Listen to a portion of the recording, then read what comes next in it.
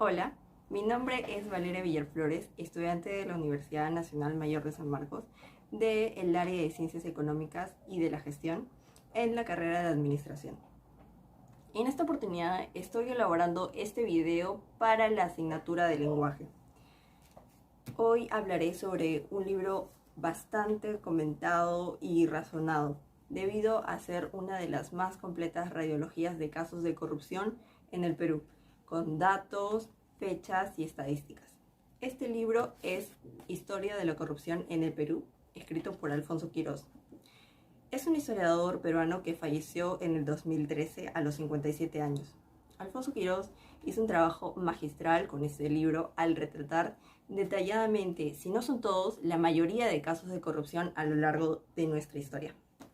Debido al temprano fallecimiento del autor, el libro abarca desde 1820 hasta el año 2000, que es hasta donde él logró recaudar una vasta información, y es así que no cae en subjetividades ni suposiciones. El libro fue inicialmente escrito en inglés y años más tarde fue traducido al español por el Instituto de Estudios Peruanos. El texto está dividido en 7 capítulos que el autor periodiza, y lo cual hace el libro más dinámico, ameno y fácil de comprender para cualquier lector. Quirós hace una definición de corrupción bastante compleja. Él dice, y lo cito, que la corrupción constituye en realidad un fenómeno amplio y variado que comprende actividades públicas y privadas. Pero la corrupción no se limita a la extracción de fondos públicos, sino que comprende el ofrecimiento y la recepción de sobornos, la malversación y la mala asignación de fondos y gastos públicos. Además, los escándalos financieros, políticos, el fraude electoral y otras transgresiones administrativas. Y enfatiza mucho que cada periodo tiene sus propias características de corrupción. Además, identifica periodos de corrupción, entre ellas la corrupción sistemática, es decir, que está ligada a instituciones de forma orgánica. Y la corrupción percibida, que es más volátil, coyuntural y depende de los escándalos. Bien, ahora hablaré de cada capítulo hasta llegar al final. El capítulo 1 nos deja con la reflexión de que el periodo colonial fue un periodo de aprendizaje y analiza las raíces coloniales de la corrupción virreinal, la cual fue respaldada por un séquito de patronazgo, quienes se beneficiaban de monopolios, privilegios, abuso de cargos, etc. Todas estas prácticas fortalecían el abuso y explotación de los indígenas. Además, el descuido de minas y el fracaso de las reformas coloniales, o sea, las reformas borbónicas. También el texto propone 4 principales costos de corrupción, que fueron mediante ganancias ilegales de los virreyes, a lo que ellos llamaban premios. El segundo, la venta de cargos públicos, que se intensificó en el siglo XVII e inicios del siglo XVIII. Incluso el puesto de virrey podía comprarse. Es más, el conde Cañete compró el puesto por 250,000 pesos, pero se murió en su viaje. El tercero eran los pagos para la ineficiencia. Y por último, las rentas que no se recaudaban, como por ejemplo el quinto real, que era el 20% de la producción minera, y la alcabala, que se grababa el comercio, compra y venta. Virreyes como el conde Villar, conde de Superunda, Amat y Juliet, sí, el de la Perricholi, quedan marcados en la historia como vorágines corruptos que le robaban a la corona española y ocultaban el dinero sin sellar que extraían del oficial. El capítulo 2 explica la gran herencia de la corrupción colonial, pero claro, siguiendo las nuevas normativas institucionales, aquí se robó desde el primer instante. Gran parte de lo que fue expropiado a los españoles, siguiendo las políticas de secuestro de Monteagudo, fue a parar a manos del militarismo, quienes estaban reclamando una compensación por los servicios prestados en la independencia. Pero no eran los únicos que buscaban beneficiarse. Por ejemplo, los robos del general Santa Cruz, que se apropiaba del ganado y bienes en Chincha Baja, quien era respaldado por Bolívar, que junto a su ministro José Faustino Sánchez Carrión, el solitario de Sayán, expropiaron y confiscaron bienes. De esta forma empieza la República, sin dinero legítimo, necesarios de préstamos que hará José de la Riva Agüero, primer presidente y primero también en contratar préstamos extranjeros. Ahora, estos préstamos eran irregulares, ya que la plata que ingresaba al país era solo el 50% de lo que se había prestado.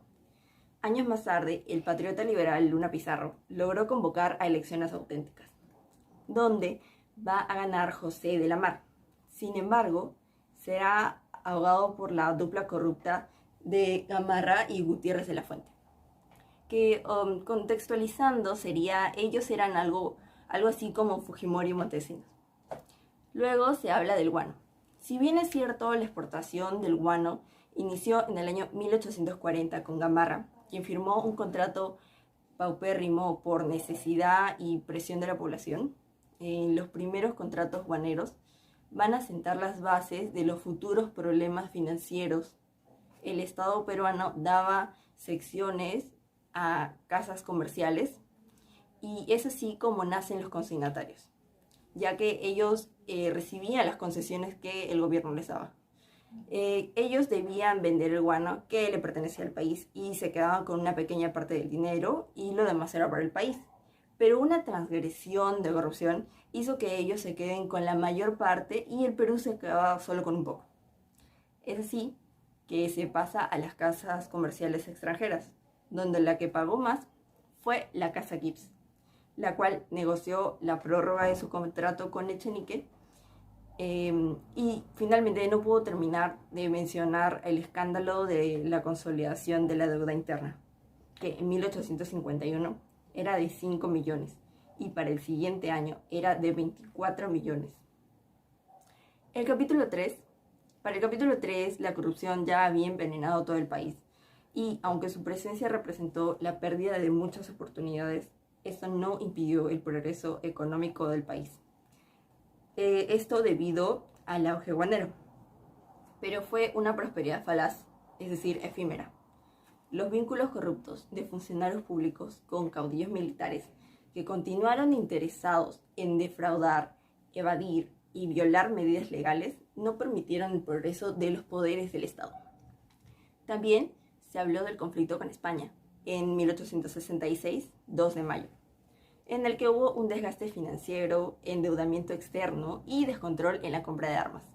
Luego, préstamos para la construcción de ferrocarriles, obras públicas, el infame contrato Dreyfus en 1869 o la gran estafa del ingeniero Henry Mays, que costó 120 millones, todo eso durante el gobierno de José Balta.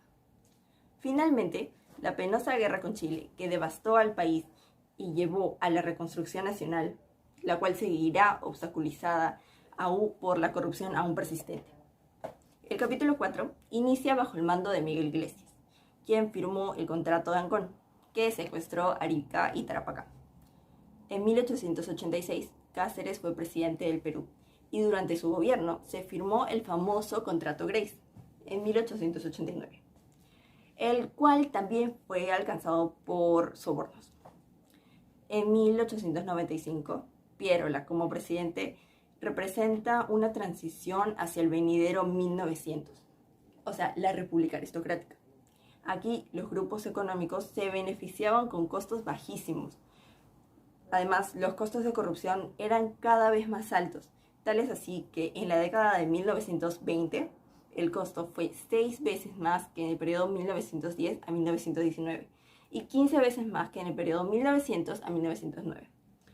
El gobierno de Leguía, el llamado oncenio de 1919 a 1930, fue claramente el gobierno más corrupto de la época de modernización, y su intento por permanecer en el poder desencadenó en un rechazo de la población y levantamiento militar, que para el capítulo 5, el cual es periodizado entre 1931 y 1962, este descontento militar, tras el abuso de poder civilista por Leguía, desembocó en el golpe de Estado de Sánchez Cerro. Es así que el decenio 1930 a 1940 estuvo plagado de conflictos políticos y pugnas civiles por el poder. También se van a acoplar las formas viejas y nuevas de corrupción, y serán empleadas por militares corruptos como Sánchez Cerro, Benavides y Odría, que lo gastarán en compras de armas, por ejemplo. Además, el incremento de la deuda interna, particularmente durante los gobiernos de Benavides y Prado, la continuidad de sobornos y coimas durante el gobierno de Odría, 1948 a 1956, para obras públicas, los llamados elefantes blancos, tendrá su auge en este periodo, y también en el de Prado. Sin embargo, para las elecciones de 1963 se tenía una esperanza de un nuevo orden. En el capítulo 6, de 1963 a 1989, Belaúnde gana las elecciones con Acción Popular, que en un inicio tuvo una buena perspectiva, pero el panorama se tornó algo negativo debido a problemas políticos, ya que estuvieron muy limitados por los militares. Esto se debía a que los favores en el pasado, a que le debían favores en el pasado y todo lo que se tramaban. Para 1968 se vio el golpe militar de Velasco Alvarado, el cual por 12 años suprimió derechos, actuó por encima de la ley, y las penosas fallidas estatizaciones provocaron un déficit y creció la deuda externa. El continuador de la corrupción en los años de 1985 a 1990 será quien cumple el anhelo de Haya de la Torre, que en la llega al poder. Estoy hablando de Alan García, quien hará un mal manejo y uso irregular de la creciente deuda pública, y como en años pasados, va a usar las obras públicas como medio corrupto para extraer dinero. Un ejemplo, el tren eléctrico.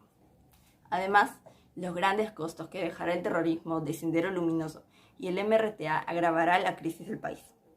Aquí comenzó el declive del Poder Judicial, ya que los apristas se ubicaron estratégicamente en cargos altos del sistema judicial, retrasándolo y volviéndolo ineficiente por coimas y sobornos.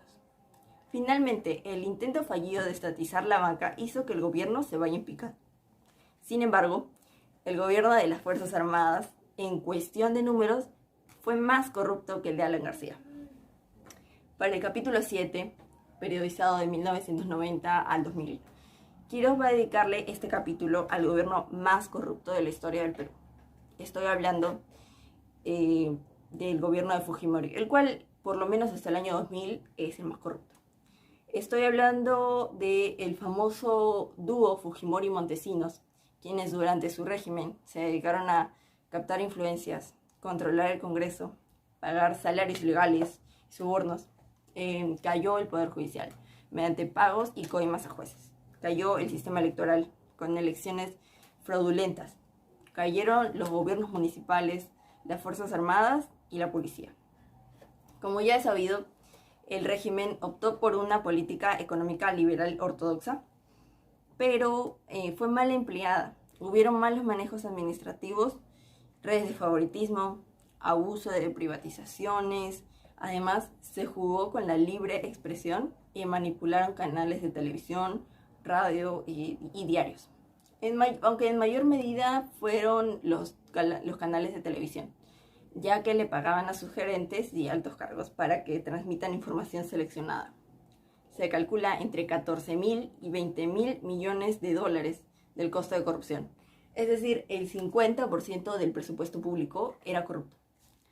Pero la mayor cualidad o característica de la corrupción de este gobierno fue que todo era grabado. Esta era una medida de vigilancia que usaba Montesinos, la cual más tarde le jugará en su contra, ya que se reveló un video el cual evidenciaba la corrupción existente en el gobierno, que el pueblo ya estaba denunciando. Salieron aproximadamente 2.300 videos y para el año 2003 cerca de 1.250 personas fueron procesadas. Más de 225 millones de dólares eran observados, según lo que dice Quiroz acerca de una noticia del diario Perú 21 en el año 2003. Por último, Fujimori y Montesinos fueron sentenciados y llevados a la cárcel. Esto a pesar de los obstáculos que se presentaron en el Poder Judicial, ya que la corrupción persistía.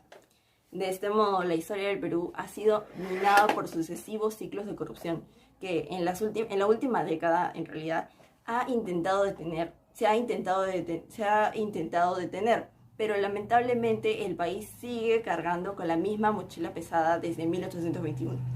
En síntesis, el lastre de la corrupción ha traído al Perú costos altos o muy altos, tras una corrupción de tipo estructural, sistemática y administrativa, tanto en un pasado lejano como en nuestro pasado más reciente. Además, Quirós dice que todos los años se pierde cerca del 30 o 40% del presupuesto nacional en corrupción y de 3 a 4% del PBI. Además, también debemos saber que el PBI es sinónimo de desarrollo en un país, y entonces eso debería ser de 6 a 8 puntos. Entonces, si el Perú pierde de 3 a 4 en corrupción, es la mitad. Es decir, nuestro país ha perdido el 50% de posibilidad de desarrollo a causa de la corrupción. Y mi pregunta es, ¿esto seguirá pasando? Gracias por tu atención.